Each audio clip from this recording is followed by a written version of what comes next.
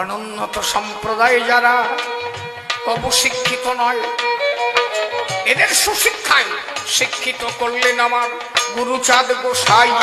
এই জন্য চিরঋণী মতুয়ারা আমার গুরুচাঁদের ধরে।